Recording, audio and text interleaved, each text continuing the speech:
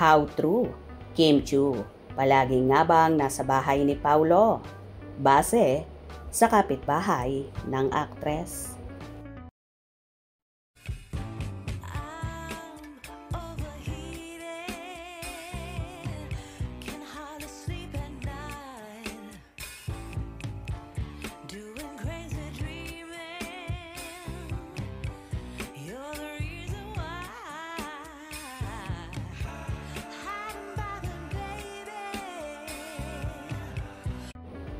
Nakakaloka na nga at nagdilulo na ang mga supporters ng tambalan ni Kim Chiu at Paolo Avellino.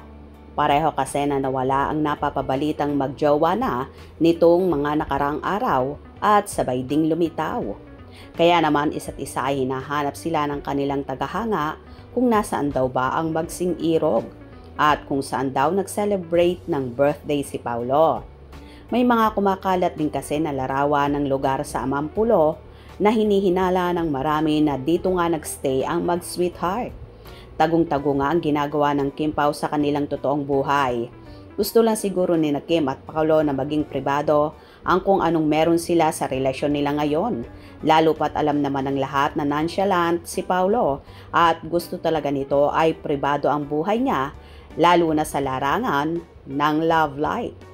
Samantala, may mga kumakalat na mga nachika kung saan ang Kim Pao nga daw ang nasa blind item na si Girlie ay palaging nasa house ni Boy. Narito ang kanilang mga hanash. Ayon sa Kim Chiu fan group, nakakahaping makabasa ng mga ganitong comments. Ha ha ha ha, ang daming abangers sa Kim Pao. Ayon naman kay Maribel Medrano, may blind item po sa Kim Pao. Confirm na sila na yung mismong kapitbahay ni Kim ang source. Malimit sa bahay ni Paolo si Kim, kaya panatag and sure na magkasama yan. Kasi wala silang ibang ganap last year. Nawala din sila at magkasama din. Wala pa yan. Tom pa mag-ST yan.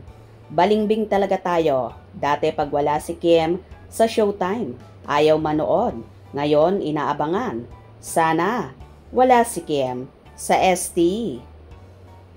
Ngek, kidnapper talaga. Kung wala si Kimi sa Showtime, mamaya ibig sabihin na nagbakasyon ang mga mommy at daddy natin.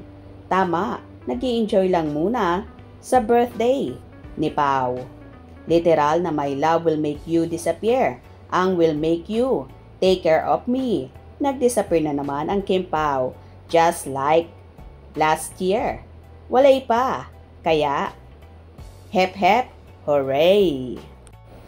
Totoo kaya ba ang sinasabi ng kapitbahay ni Kim na palaging nasa bahay ni Paolo ang dalaga?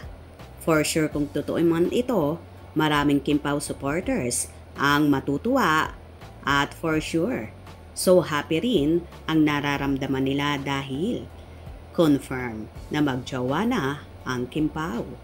Hope you enjoyed. Please subscribe for more info.